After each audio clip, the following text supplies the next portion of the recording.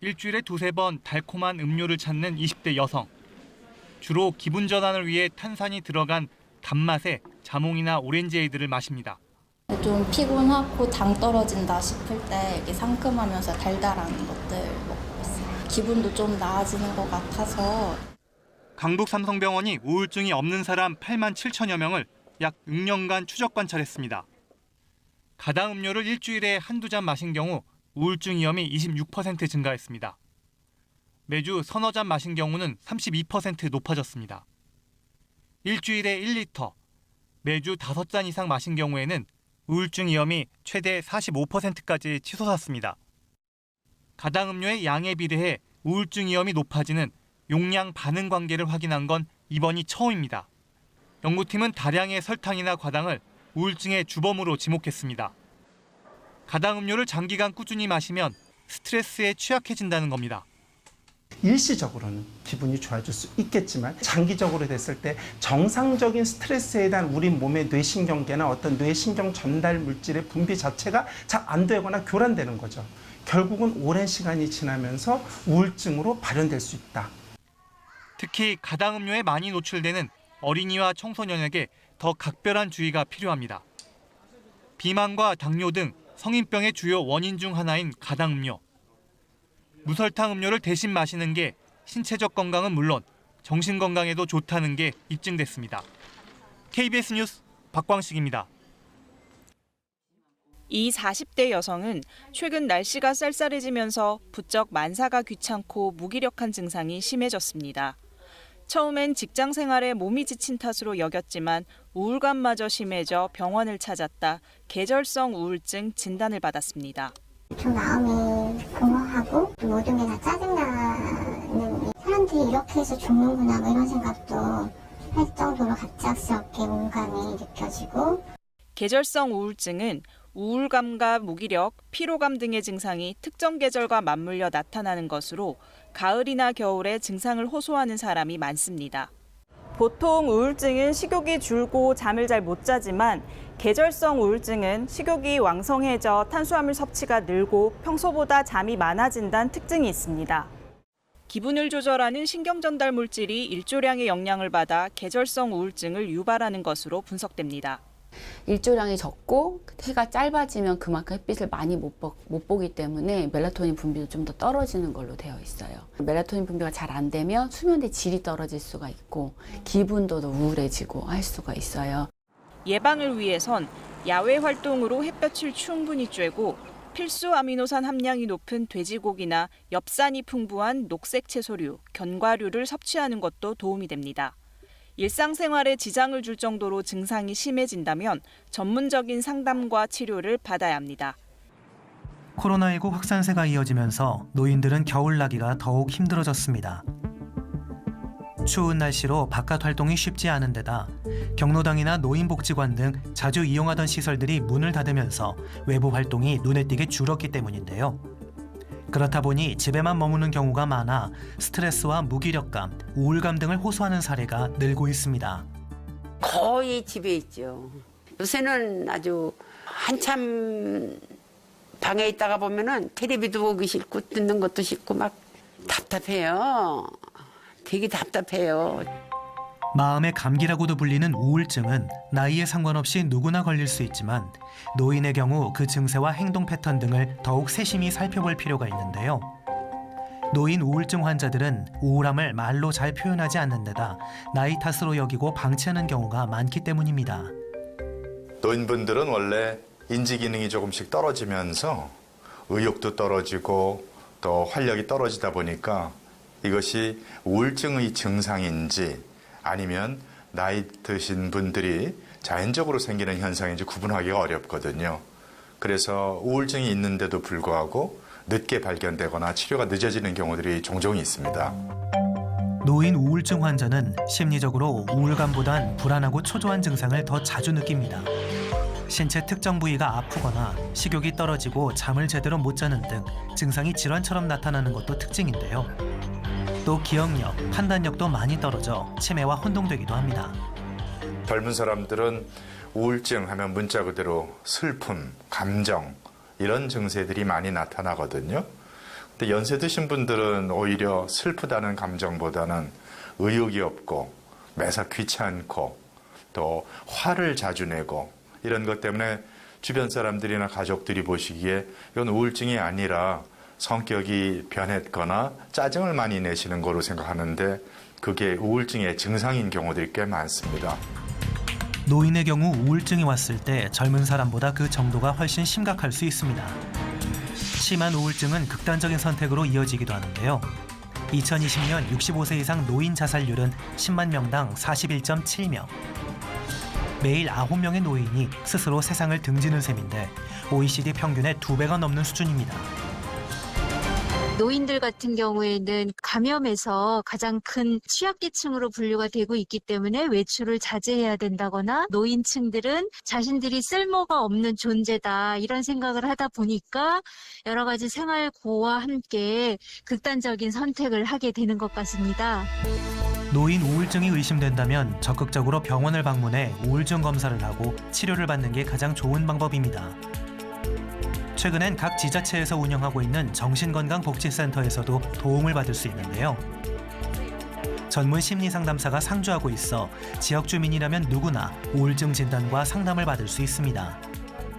먼저 병원의 경우에 예약을 하고 방문해야 하고 또 약물 치료가 반드시 연계되는 그런 경우가 많은데 지역사회 정신건강센터는 보건소에 자리 잡고 있는 경우가 많아서 쉽게 접근할 수 있고 그리고 나아가 여러 가지 비약물적인 치료 방법들이나 아니면은 가용 가능한 여러 가지 자원 연계 등을 통해서 치료에 대한 계획을 함께 세우실 수 있습니다. 건강한 생활 습관으로 우울증을 사전에 예방하는 것도 중요한데요.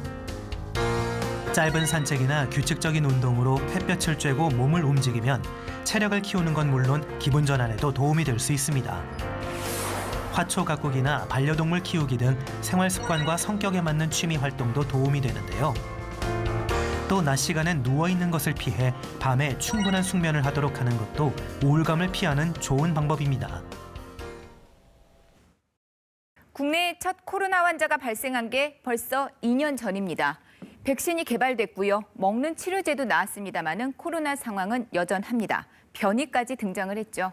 많은 게 변해버렸습니다. 우선 마스크가 필수입니다. 한여름에도 또 숨가쁜 운동을 할 때도 심지어 수능을 볼 때도 마스크 썼습니다.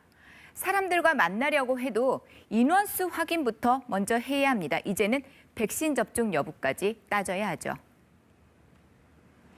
그렇게 몸도 지쳐갔고요. 특히 마음도 지쳤습니다. 복지부가 성인 2,063명을 상대로 코로나19 정신건강 실태 조사라는 것을 해봤는데요. 그 결과 지난해 4분기 우울 위험군 비율이 18.9%로 나타났습니다. 쉽게 말해서 국민 5명 중 1명은 우울감을 느낀다는 얘기입니다. 그리고 우울 점수라는 게 있는데요. 총점이 이거 27점이거든요. 지난해 12월에 5.0점으로 나타났습니다. 소폭 낮아지기는 했습니다마는 크게 개선되지는 않았다는 평가입니다. 코로나 발생 전과 비교를 하면은요, 우울 위험군 비율 또 우울 점수 모두 이렇게 높게 나타나고 있습니다. 복지부는 코로나 장기화와 이에 따른 사회적 거리두기 역시 계속됐기 때문이라고 분석합니다.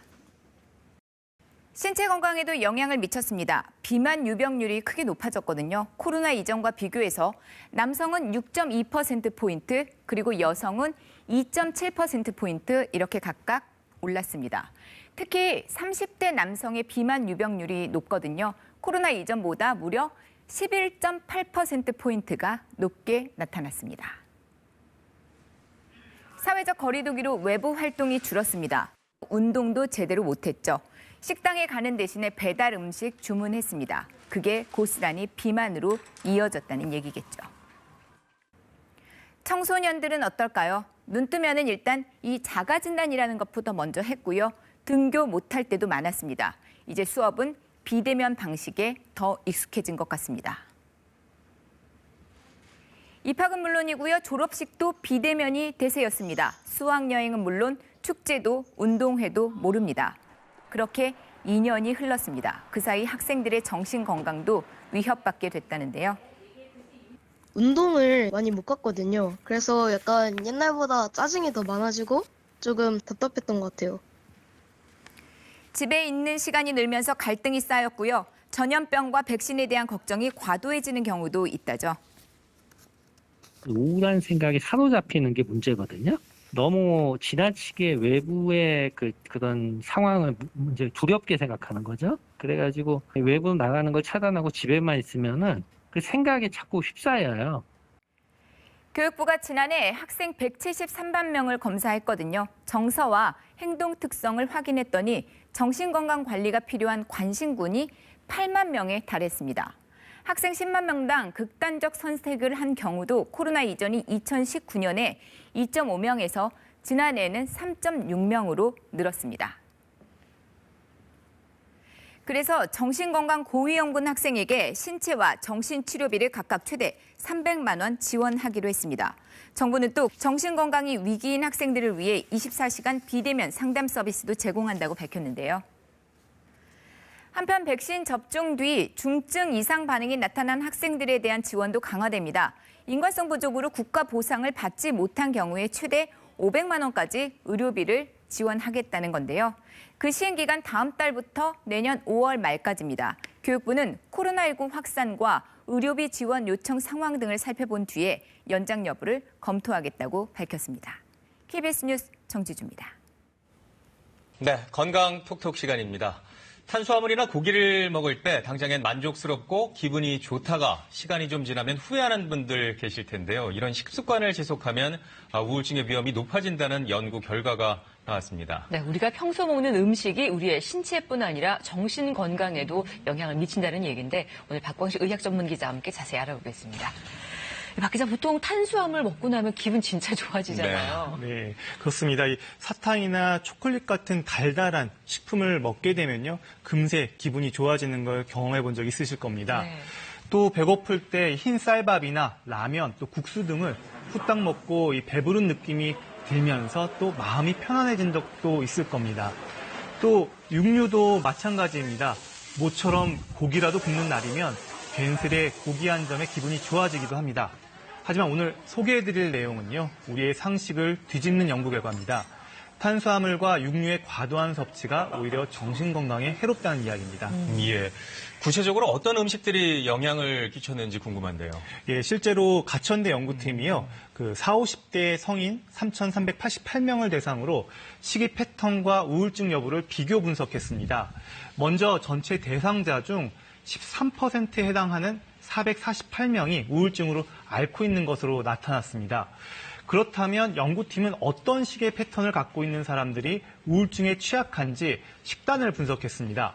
그 결과 흰쌀이나 라면, 국수, 빵 같은 탄수화물과 육류를 과다 섭취한 그룹은 적게 섭취한 그룹보다 우울증 위험이 65% 높은 것으로 나타났습니다. 반대로 이 채소나 과일, 또 콩, 버섯, 해초, 생선을 많이 섭취한 경우는 우울증 위험이 오히려 41% 감소했습니다. 이번 결과는 평소 식이 패턴이 중년 정신 건강에 미치는 영향을 분석한 국내 첫 연구입니다. 그래서 음식이 신체뿐 아니라 이 정신 건강에도 영향을 끼쳤다는 방증이기도 합니다. 게다가 정신 건강에 부정적인 음식과 긍정적인 음식의 종류가 다른 것도 주목할 만한 점입니다. 네, 탄수화물 많이 먹다 보면 사실 처음엔 굉장히 만족스럽거든요. 그런데 왜 우울증 위험이 올라간다는 거죠? 네, 탄수화물도 탄수화물 나름인데요. 정제된 탄수화물은 쉽게 배부르고 또 쉽게 배고프죠. 국수 한 그릇 먹고 얼마 못 가 배고픈 경험 떠올리면 이해하기 쉬울 겁니다. 실제로 라면이나 국수, 흰 쌀밥 같은 탄수화물을 먹으면 배가 금방 부를 뿐 아니라 혈당이 급격히 올라갑니다. 이를 통해 뇌에 이 포만 중추가 자극을 받고 뇌에 필요한 에너지가 충전되면서 기분이 좋아집니다. 하지만 이것도 일시적입니다. 혈당이 빨리 올라간 만큼 또 금세 떨어지기 때문입니다. 배가 꺼지면서 반작용으로 더 배고프고 더 많은 탄수화물 섭취를 원하게 됩니다. 이때 제대로 먹지 못하면 공복감에 시달리다 오히려 기분이 저하됩니다. 연구팀은 이렇게 음식 때문에 감정의 진폭이 커지고 이런 것들이 반복되면서 우울증에 취약해진다고 설명합니다. 또 빵이나 면류 등 밀가루 음식을 더 많이 먹어 후회하고 또 우울해지고 또 우울해져서 많이 먹게 되는 악순환에 빠질 수도 있다는 겁니다. 탄수화물을 많이 먹는 게 지금 내가 어떤 우울한 상태다라는 좀 그런 일종의 하나의 좀 지표, 뭐 그런 경우도 있습니다. 비전형 우울증에서는 이런 탄수화물 같은 뭐 밀가루 음식, 면, 뭐 빵, 뭐 이런 것들 먹으면서 하루 종일 막 잠만 자고 뭐 이런 식의 좀 우울증도 있긴 하거든요. 예. 그렇다면 고기 같은 경우에는 어떻게 설명이 가능할까요? 네, 사실 기름진 맛에 기분이 좋아지기도 하지만요. 사실은 그 고기의 그 포화지방산이 우리의 우울증 위험을 높인다는 연구들이 많이 나와 있습니다. 네. 또 육류를 많이 섭취하면 상대적으로 이 식이섬유를 적게 먹어서요. 장내 유산균, 이른바 유익균의 비율이 줄어들고 장내 환경이 나빠집니다. 그런데 장과 뇌는 신경으로 연결돼 있습니다. 그래서 장내 유산균이 줄고 유해한균이 늘어나 장내 염증 물질이 많아지면 뇌에도 영향을 미쳐서 스트레스에 취약해지고 우울증 위험을 높일 수가 있습니다. 한마디로 장이 편안해야 마음도 편안해진다는 겁니다.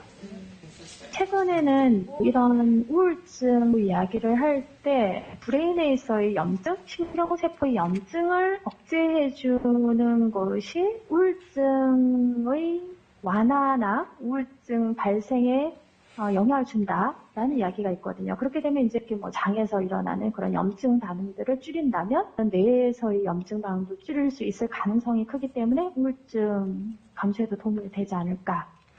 결국 먹는 음식이 비만 같은 신체 질병뿐 아니라 정신 건강에도 영향을 미칩니다.